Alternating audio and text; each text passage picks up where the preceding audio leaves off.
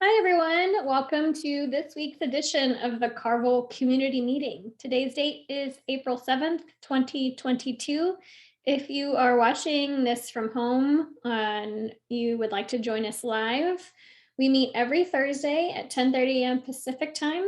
It's an opportunity for you to come and meet the maintainers, listen in on what we're working on for the week, anything that we have upcoming. You can propose a discussion topic, and that includes anything you would like to see put into development, like a feature request, or if you have any questions regarding Carvel and how to use any of the tools. We're here to help in a live way, and we would love for you to join us live. For anyone who is on this call today and does have a discussion topic, please be sure to add that down below in the agenda within the discussion topic section, and we'll get to it towards the end of the meeting. If you're unable to join us live at any of these meetings and you still want to reach out to us, we can be found in the Kubernetes Slack workspace within the Carvel channel or on Twitter at Carvel_dev. If at any point you're interacting with us or any other members of the community, we ask that you please read and abide by our code of conduct, and it's linked here in the agenda, and you can just find it within our repo. For those that are using the Carvel tools, we would like to know more about how you are using them. We've created this pinned issue within the Carvel repo, and it just asks you to provide a few details on yourself and your use case with any of the Carvel tools. And optionally, we would like for you to add your logo of your organization. In turn, we will add it to the adopters file here. It's just a way for us to promote your organization and show others what companies are using Carvel.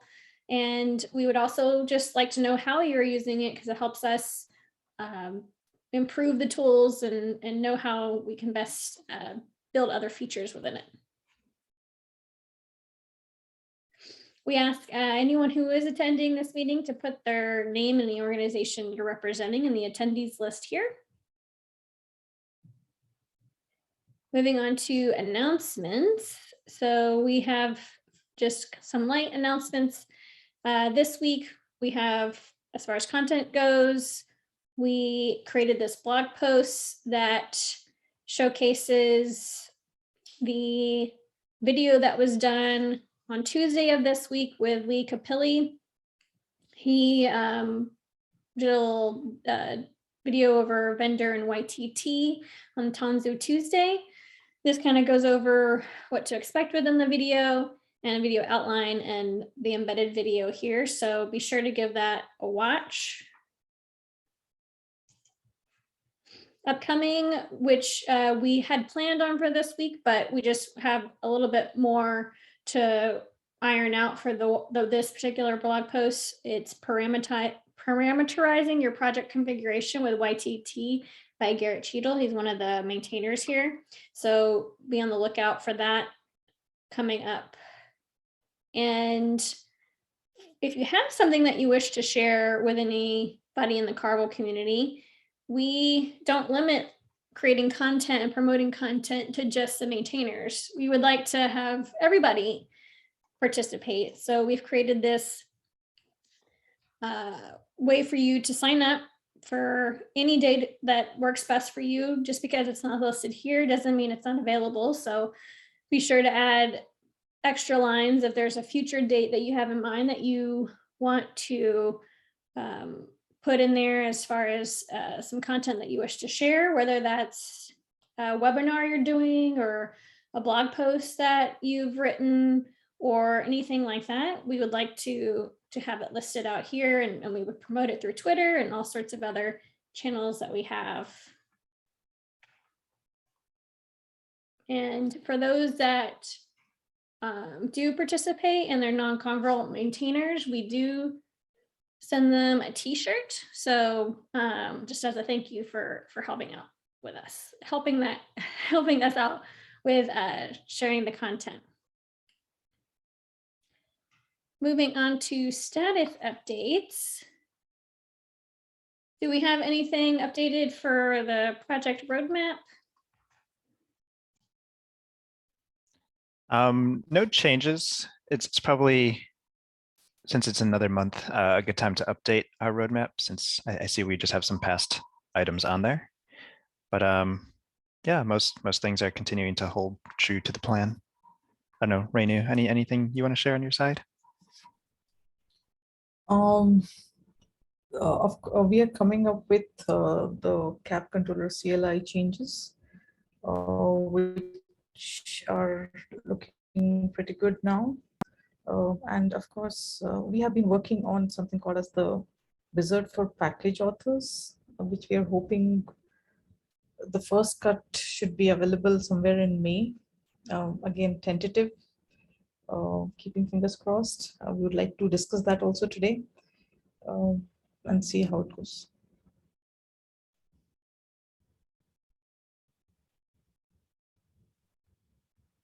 Thank you. Okay, and looking at status updates regarding some of the work the maintainers are doing for the tools. So for kapp-controller, who's able to provide details on this? I can talk about this first one. We are working on an issue, and there's an open pull request. Today, if you change the config for kapp-controller, you can only do that when the pod is starting. So if you change the HTTP proxy or the CA certs that you would like kapp-controller to use, to get those to be enforced, you have to restart the pod as of today.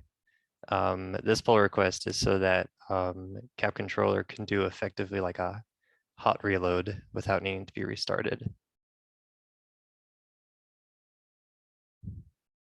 And I think this Helm 2 one was just like to give an update that we have removed the support for Helm v2 from kapp-controller. So in our next release, it will use Helm v3 only.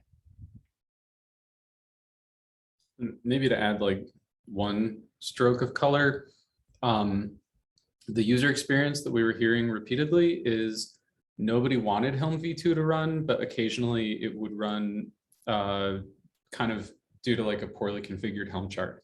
And so it got to the point where people were actively asking us not to have Helm v2 support. So, you know, it's a real success. We really listened to our community. We kept our ear to the ground. We moved quickly. We broke things, and we'll release it soon.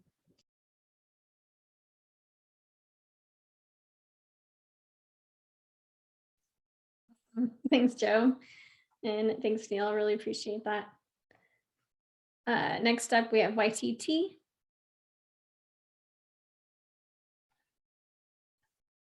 Anyone able to talk more about what's listed out here?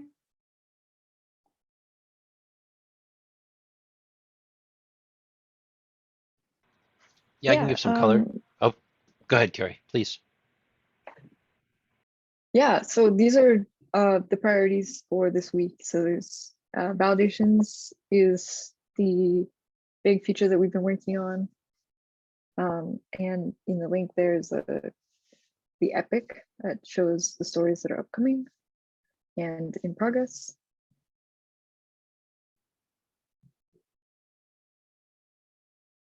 I don't know if there's anything you want to call out here, John, or others.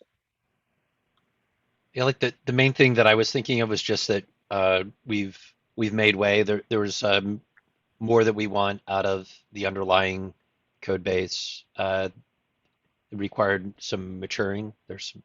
And so we've tackled a whole bunch of that in that first story. So it was kind of long running, but understandably so for that stuff. And we're starting to see an acceleration in as we build out the rest of this stuff. So looking forward to getting that out in people's hands.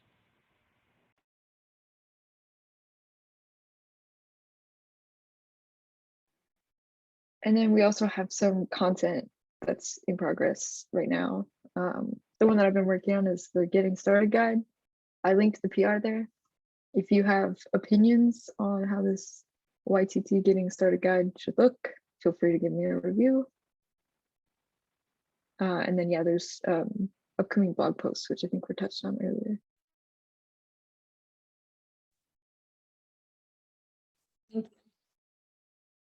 And KCTRL stuff. So for KCTRL, app status is in progress. What we are also trying to do is extend the same status that we are trying to show for apps to package. So, and where packages do not have app status, will fall back to showing the reconciling status messages as is, in the sense no change from what it is. We are also working on putting KCTRL into Tanzu CLI. We have raised a PR for that, so that whatever work we are doing for KCTRL is available, would be available in Tanzu CLI, just bumping KCTRL, and they could directly use the command tree there for KCTRL. So that's the integration work is in progress. We have what we have been working on for the package author flow is we are calling, so there is KCTRL is what is the consumer flow, right, for kapp-controller, and now we are also working on what would be the author flow, and which we are calling as of now is the builder commands. So KCTRL builder blah blah, again open to discussion how we would want to call them, but that is what we are POCing right now. There's a proof of concept going on for that, so would like to discuss that. For CAP, what we're working on is a request has come in to have users have asked us to have custom matchers for conditions, where many resources, I think, may not have conditions field, and this is how Kubernetes is coming with some of the resources. So the weight rules need to be more, what do you say, flexible, and we are using YTT for that. So, good stuff there. Yep, that's what we're working on currently. Great, thank you so much. Does anybody else have anything they wish to add to this, or any questions for the team?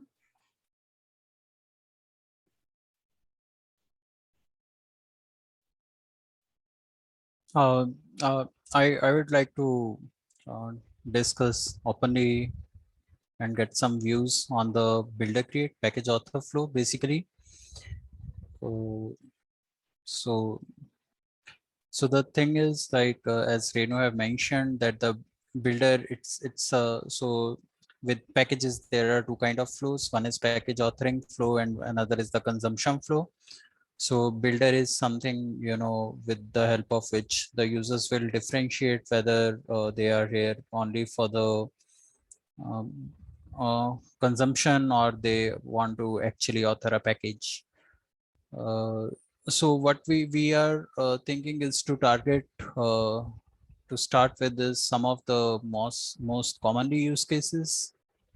Right. For example, we have a number of mappings. You can do a fetch from.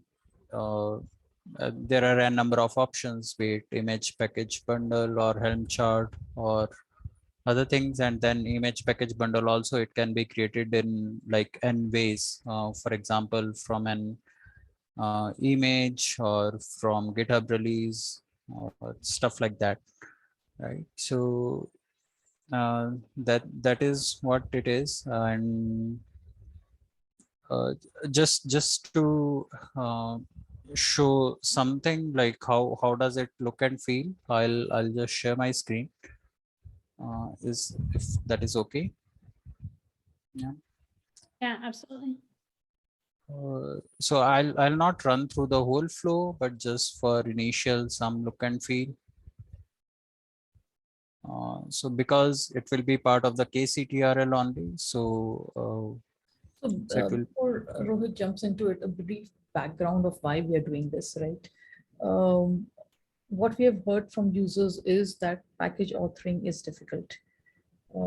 They would want to have, especially for first timers, there should be a way where we would want to guide them through each and every step. So there has been a lot of good work being done. I think Joe is working on a primer. We have actually looked at it quite many times to understand how we should be developing this flow. We did a survey also, try to get feedback from users as to what should be addressed as part of this wizard, if we want to call it a wizard or a guided flow. What is it that they would want to see? What we want to achieve is basically interactive flow where we tell users this is the first step that you need to do is this, and if you want to learn it, then this is the command that you will have to enter and why we are doing it, and this is the output, and then let's move on to the next step and slowly guide them through each and every step and do it for them and also at the same time teach them. And that is what we would want to achieve for first time users. However, it doesn't end there, right? Because users are going, we would also want it for users to come back to it and maybe use it the second time and third time to update their packages if required, or just be a quick way to scaffold the structure and, have empty files created and then they could go and add few things to it. So there are a lot of things that are that is being asked by this particular tool. What we have tried to right now concentrate on is the first basic flow, which is the creating of a package for a first-time user. So over to you, Rohit. Thank you, Renu. Yeah, so as Renu mentioned, it's just a POC, and we have tried to create one very basic flow. So for example, it will be user want to create a package, package A. So let's say he write this. So all it will be using something similar to all of our CLI tools, but the only thing which will be different is it will be quite interactive. So okay, so so the thing is, like, all the commands which are coming, or like all the information or the knowledge which is coming from the tool, that will be started with the pound sign, so that users can differentiate it clearly. And the places where we'll be asking the inputs, it will be without the pound sign. Now, one thing is there, like, we do see these kind of brackets, but so we know how to get rid of them. It's just that have not done it yet. So internally, this is again using the Go CLI UI library, which other tools are using. So we have to enhance that a bit to remove these brackets. But yeah, for example, when he wants to create this package A, so yeah, we tell them like, okay, yeah, first you have to create this directory itself, right? So that is why you will be running this command, mkdir -p, and okay, then the package version you want to be used. Let's say he selects version 1.0. Great. Now we know that a package has to have a fully qualified name. So we tell them like, yeah, the package has the fully qualified name. Again, it is separated into 3 segments by a dot, and it cannot have a trailing dot. So let's say he enter the package, the name, package a.carvel.dev. And oh, great. Now we know that, okay, now for a package, you have to tell from where you want to get your distribution, right? And we have different type of sources. It can be image package, Helm chart, inline. So one input we have is we have to add the links here to the image package documentation, so that if they want to really see what each of them is, we can point them to the documentation. So we'll be adding the links here, HTTP links. Yep. And so let's say you want to go with the image package. Then we ask them, as the image package bundle already created. Let's say no. Okay, then we know that, okay, it means the user actually want to create the image package bundle.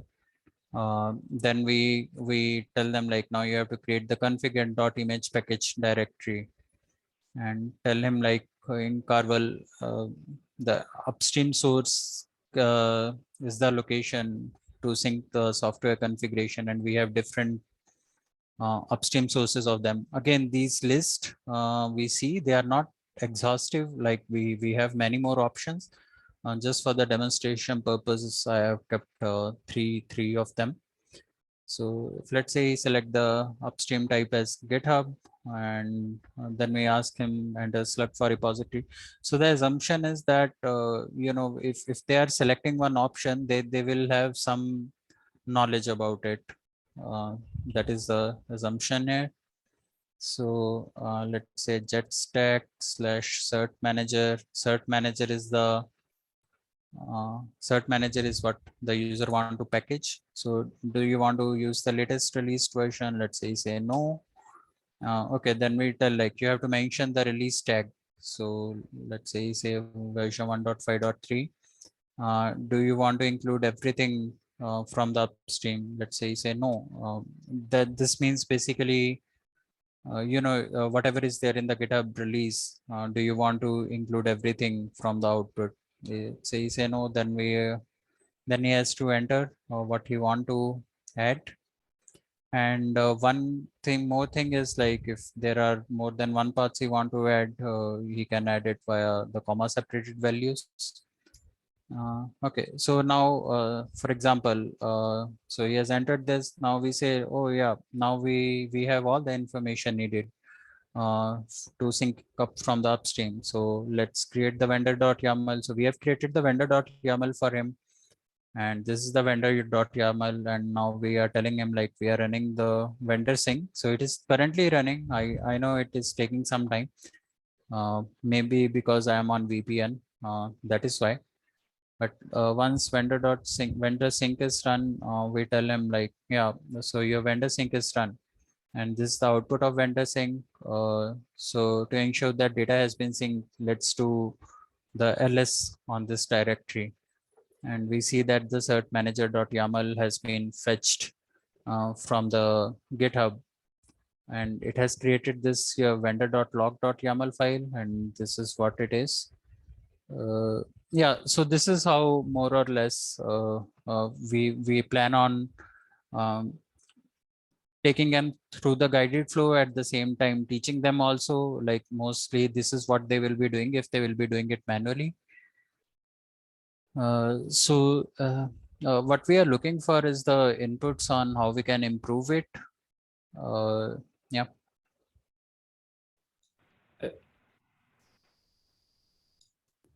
I get, okay. I feel like me and John we're like mute icon jockeying. I'll ask a question. I guess I'm thinking about credit cards. I don't know if you've ever input a credit card. There's some forms that make you tell them whether you have a Visa or an American Express, and there's other forms that know that Visa start with the number 4 and Amex starts with the number 3. And I wonder if there's a similar opportunity here. Like you ask them what type of upstream is available, and I wonder if we could get away asking fewer questions by kind of just asking them what's the URL of the fetch location, and then inferring the type of fetch. Would that work, or would that be doomed? Okay. I think we can look into it. Certainly so there are multiple options. I think GitHub release, it will work with the URL. So does the Helm chart should work. Image, I'm not sure, like if it is Docker, we just treat it as a image, or so the point will come, like some of the URLs might not be, for example, the private repository if they want to share, right? Not sure if so there's some default. I don't know if the default case going forward in that case will be the image URL, but yeah, we can try a look. I try guess to- I guess at this level, my feedback is even if you do a guess and confirm, like we think that's an image, is that correct? Yes or no? You know, I guess in terms of lowering the number of things that the user has to think about, like the package author, they definitely have some URL that they know that they own. And anyways, it might be, anyway, this is a small point. I'm sure John Ryan had something very insightful to offer. Great. This better be insightful. Okay, first of all, I love this because, like you're saying, it's providing guidance. Like this is being a facilitator to try and help teach so that you can learn how to, like it eases that learning curve. I love this, like there's a little bit of commentary and the response. And it makes me wonder if like maybe there's like a companion part in some doc somewhere where it's like we give a hint of what's happening here. And it's like, you know, if you need to better understand this, click on this link. And like if we put URL, many common terminals, you just command click and you'll just go to a browser if you want. So that might be a way. And then it also gives us the ability to kind of enhance that experience because this can be baked in, right? Like whatever version of the CLI I'm using, that's what I get. But we could sort of like make little tweaks in sort of that narrative if necessary. Yeah, and I love how you're showing what you're doing as you're doing it.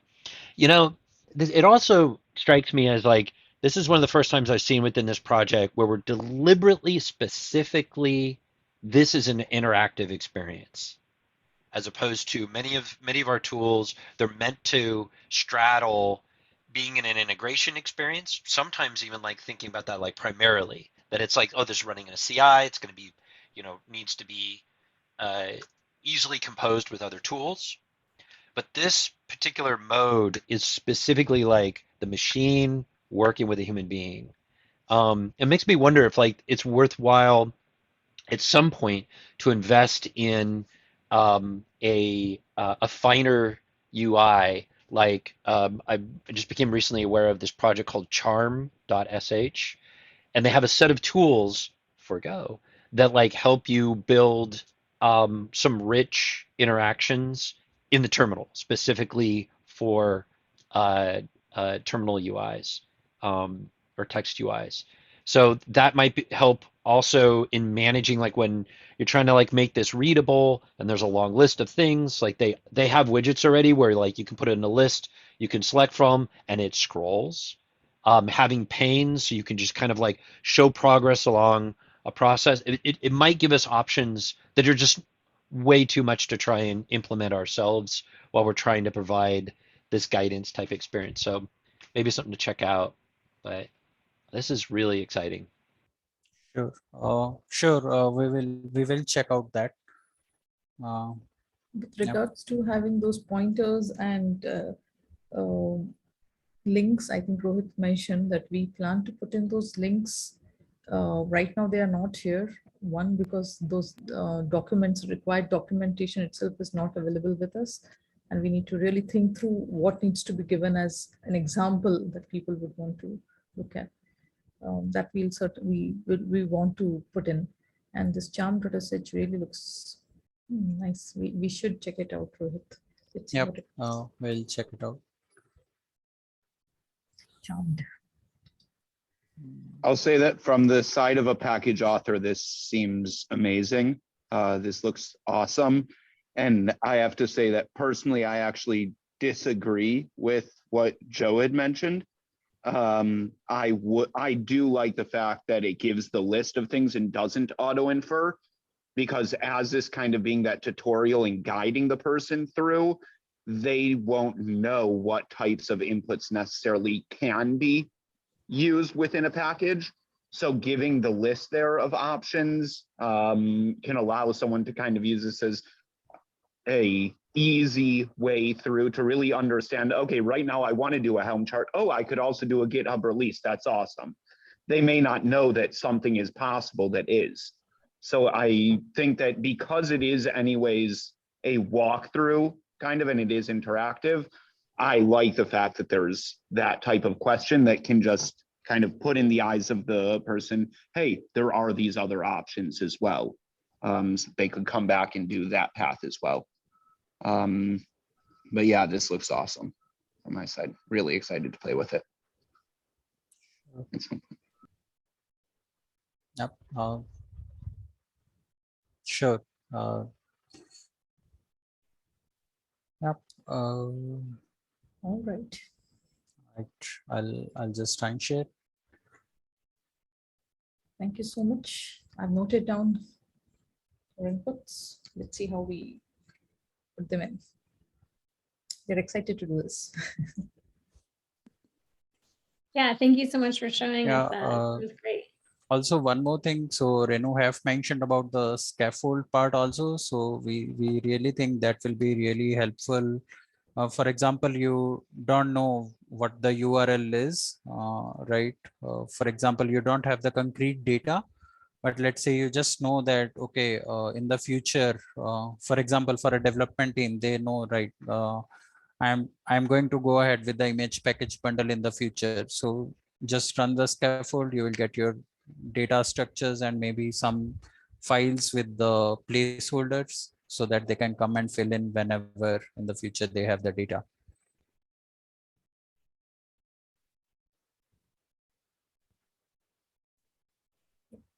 Any other questions or comments?